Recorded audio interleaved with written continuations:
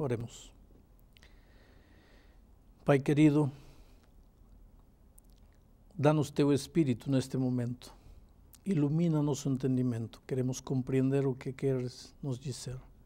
Em nome de Jesus. Amém. Amém. Acabo de pedir a presença do Espírito conosco e vamos a falar justamente do tema do Espírito Santo. Um tema chave na vida dos cristãos.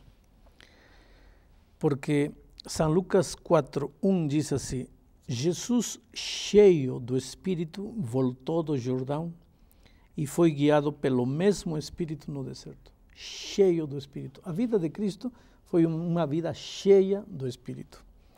Nesse mesmo capítulo, no verso 14, diz assim: Então Jesus, no poder do Espírito, regressou para Galileia. A vida de Jesus foi uma vida no Espírito. Cheio do Espírito, no poder do Espírito. Aí entrou em Galileia, se levantou para pregar e vejam o que ele diz. Começou a ler um texto do Velho Testamento e disse assim: O Espírito do Senhor está sobre mim, pelo que me ungiu para evangelizar os poderes. O Espírito do Senhor está sobre mim. A vida de Cristo foi uma vida cheia do Espírito. Agora, se nós somos cristãos, devemos andar como Cristo andou. E se a vida de Cristo foi uma vida cheia do Espírito, lógico que a vida do cristão tem que ser uma vida cheia do Espírito. Mas por quê? Porque quando Jesus esteve nesta terra, ele caminhava com a gente, digo, com os discípulos, não com a gente. Nós representados pelos discípulos, andava com os discípulos, comia com eles, dormia com eles, falava cara a cara com eles. Mas quando Jesus morreu, ele foi embora. Só que antes de ir, ele disse: Eu vou, mas enviarei o Consolador. Quero ler para vocês o que diz aqui São João, capítulo 14, versículo 16. Diz assim: E eu rogarei ao Pai, e Ele vos dará outro Consolador, a fim de que esteja para sempre convosco. O Espírito da verdade, que o mundo não pode receber porque não o vê, nem o conhece. Vós o conhecereis, porque ele habita convosco e estará convosco. Não vos deixarei órfãos, voltarei para vós outros. Como voltará? Na pessoa do Espírito Santo. Agora, é interessante que Cristo disse que ele queria que nossa vida, nosso coração, nosso corpo, fosse o templo do Espírito Santo, que o Espírito habitasse em nós. Quer dizer, somos salvos unicamente pela graça, mas uma vez que somos salvos, agora passamos a ser a habitação do Espírito. E devemos viver, agir como o Espírito que está em nós nos diz que devemos fazer as coisas. Pastor, esse assunto do Espírito Santo é bem interessante, porque eu tenho ouvido assim algumas ideias a respeito de quem é o Espírito Santo. Então, esses dias, conversando com um amigo, ele falou assim: o Espírito Santo é aquela força que você tem dentro de você, que te motiva, que te dá uma ideia espiritual. Uma outra pessoa já me falou assim: o Espírito Santo é a influência de Deus na vida das pessoas.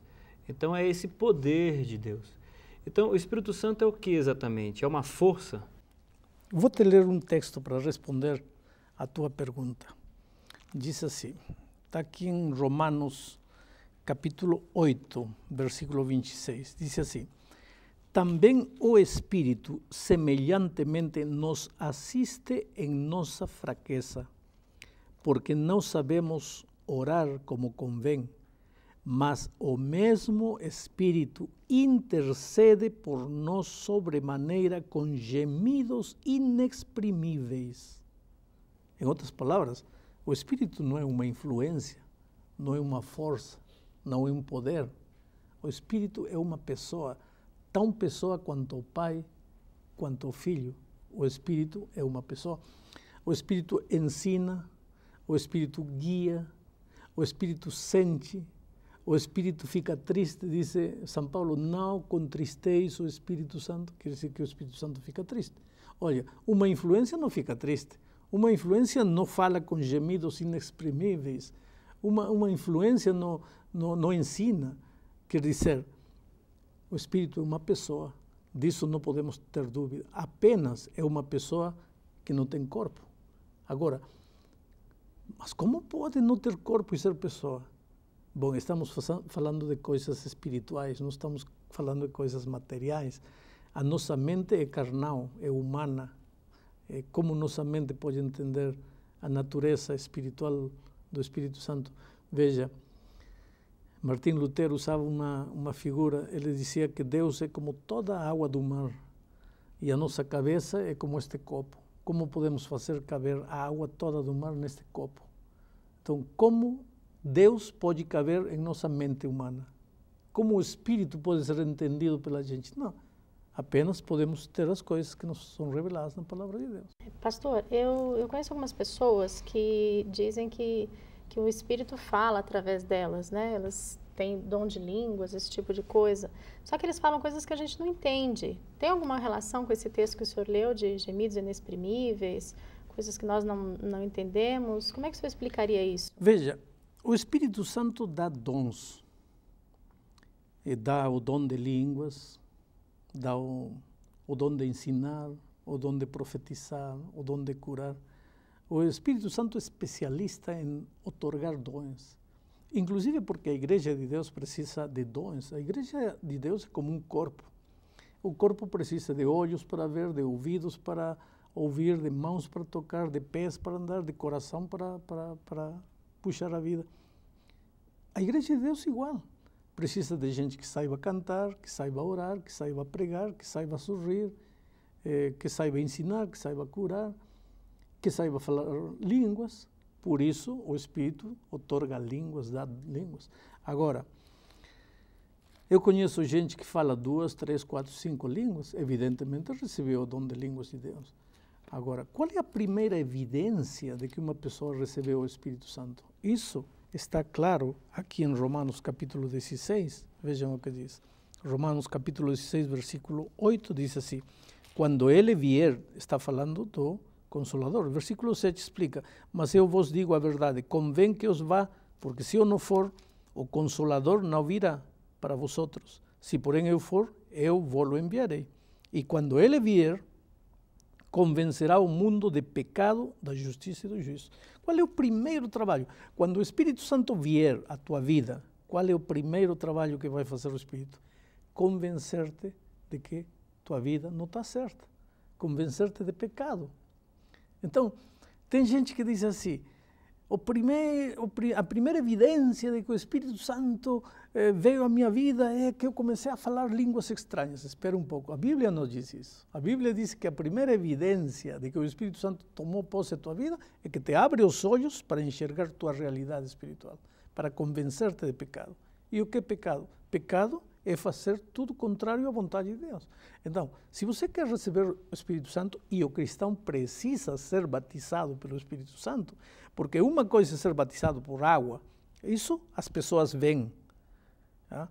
Mas outra coisa é ser batizado pelo Espírito Santo. O batismo do Espírito não é visto, acontece interiormente.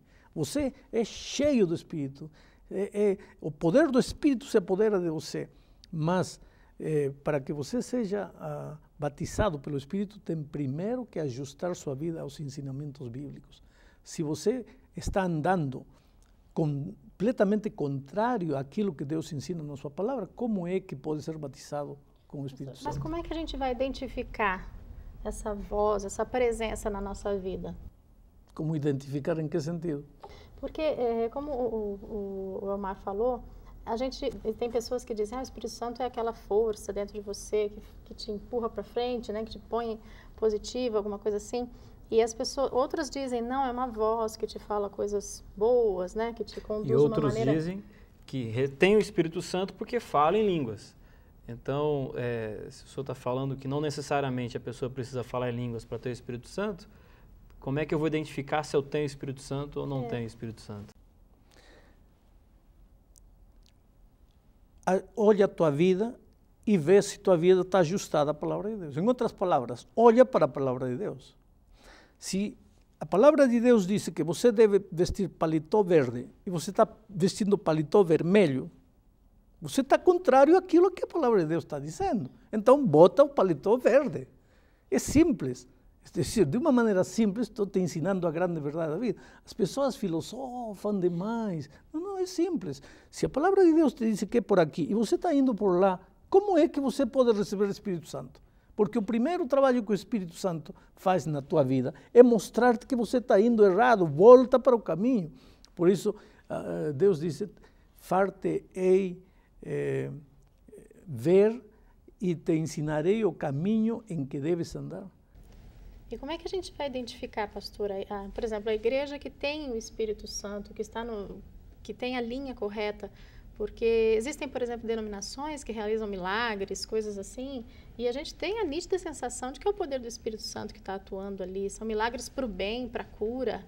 Eu sei, mas aqui está novamente o texto de Mateus capítulo 7, que vou ler de novo. Mateus capítulo 7, versículo 21 diz assim, nem todo que me diz Senhor, Senhor entrará no reino dos céus. Não basta dizer, estou aqui em nome de Jesus, recebendo o Espírito. Não. Muitos naquele dia han de dizer-me, Senhor, Senhor, porventura no teu nome não temos profetizado, em teu nome não expelimos demônios, em teu nome não fizemos muitos milagres, e eu lhes direi explicitamente, nunca vos conheci. Por que não? Porque embora diziam que no Espírito de Deus faziam isto, no Espírito de Deus faziam aquilo, não estavam fazendo a vontade de Deus. E qual é a vontade de Deus? Está escrito na Bíblia. Lê o que a Bíblia diz, ajusta a tua vida com o que a palavra de Deus diz. Pastor, agora eu estou meio confuso, porque você vai a uma igreja e não tem como fugir desse assunto quando se fala de Espírito Santo, né? A questão do dom de línguas que nós estamos discutindo aqui. Eu vou à igreja, são boas pessoas, é uma igreja boa, e as pessoas estão ali se expressando de forma, algumas delas a gente não consegue entender nada, e eu não sei se alguém entende. Não é? E elas dizem, bom, aqui eu estou recebendo o Espírito Santo. Então, a primeira pergunta, aquilo é ou não é o Espírito Santo? E a segunda pergunta, quando eu me batizo, eu tenho 2 batismos, eu primeiro batizo na água e depois, em algum momento, eu recebo o Espírito Santo? Acho que são 2 perguntas em uma. Em primeiro lugar, a primeira evidência, volto a repetir a resposta, a primeira evidência de que você recebeu o Espírito Santo é você perceber que está errado e tem que ajustar. Isso é a primeira evidência. Tá? Agora, o que acontece a seguir? Vejam o que diz aqui o texto que vou ler. Gálatas capítulo 5, versículo 16. Digo, porém, andai no Espírito. Você está andando no Espírito, está cheio do Espírito, recebeu o Espírito, então, presta atenção. Digo-vos, porém, andai no Espírito, e não satisfagais a concupiscência da carne. Porque a carne milita contra o Espírito, e o Espírito contra a carne, porque estão opostos um do outro. Mas se sois guiados pelo Espírito, não estáis sob a condenação da lei.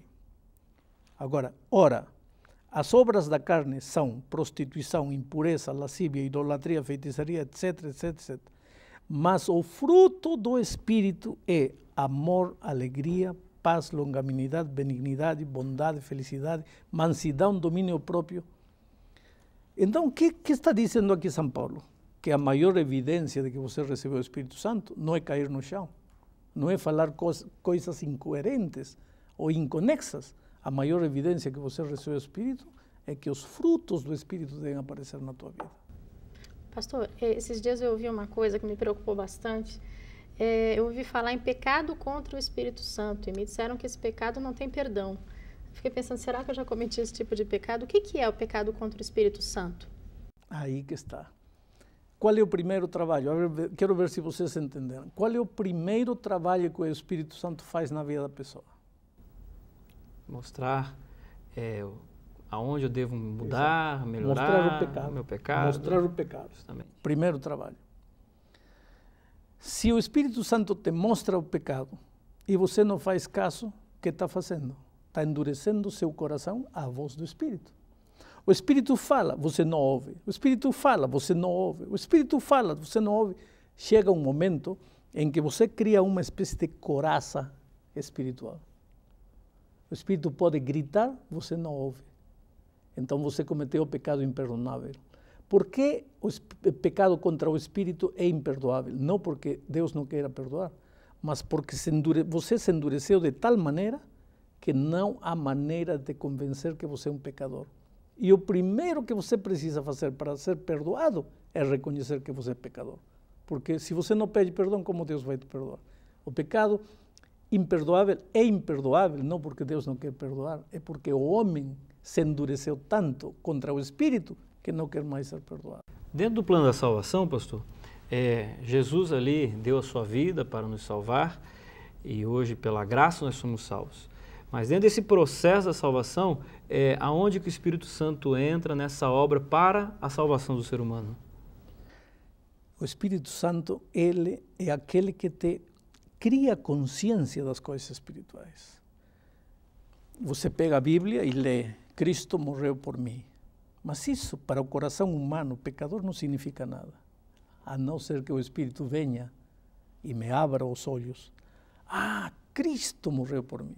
Mas qual é a diferença? Se de antes eu li que Cristo morreu por mim, de antes eu estava lendo com olhos humanos, agora o Espírito me abre o entendimento, porque meu entendimento é embrutecido pela minha humanidade pecaminosa. Eu preciso da assistência do Espírito para entender as coisas espirituais. Porque o que é carne, Jesus disse isso a Nicodemos, o que é da carne é carne, mas o que é do Espírito é Espírito. Pastor, o senhor mencionou agora que nós precisamos do Espírito, da presença do Espírito Santo na nossa vida, não é? E agora eu ouvi falar também, eu li alguma coisa dizendo que no final da história desse mundo, num determinado momento, o Espírito vai ser retirado da terra. Como é que vai ser isso? Como é que vai ser o ser humano sem a presença do Espírito Santo? Em primeiro lugar, você tem que entender que quando o Espírito Santo fala e você não ouve, qual é o valor do Espírito para você? Nenhum. Nada. Para você foi retirado. Não é que o Espírito vai ser levado. Simplesmente, se você endurece seu coração, para você não vale Espírito. Para você não existe Espírito. Se está lá ou está aqui, tanto faz. Você endureceu seu coração, simplesmente para você não há Espírito Santo. Para você foi retirado. Há tantos homens neste mundo que estão endurecendo-se de tal maneira que para eles o Espírito Santo já não existe. Quer dizer, existe, mas para eles não. Porque para eles não tem sentido o Espírito. Já não vale para nada. Estamos chegando ao fim da lição e eu gostaria de te dizer uma coisa. Há quantos momentos nesta vida em que você literalmente não sabe o que fazer? Tem que tomar uma decisão com relação a um filho, com relação ao casamento, com relação a uma profissão, você não sabe o que fazer. Aí entra o Espírito. Mas como te fala? Ele vem e fala aqui? Não. Ele abre teus olhos para a palavra de Deus. Sabe que todas as respostas para a tua vida, para as tuas indecisões, estão aqui na palavra de Deus. Mas, pastor, eu não enxergo. Não enxerga porque o Espírito não está te auxiliando. O dia que tua vida seja cheia do Espírito, a tua vida vai ser uma vida cheia da palavra de Deus. E quando você tem as dicas e os conselhos divinos, olha, todas as tuas decisões vão ser decisões acertadas. Por que a vida de Cristo foi uma vida vitoriosa? Porque a vida dele era uma vida cheia do Espírito. Ele era levado pelo Espírito. Inclusive até no deserto onde foi tentado, o Espírito foi com ele. Então, se você quer ser um cristão de verdade e andar como Cristo andou, você precisa dizer, Espírito, vem a mim, fala comigo, habita em mim, dirige minha vida. E se sua vida for uma vida cheia do Espírito, será uma vida cheia de vitória. Deus te abençoe.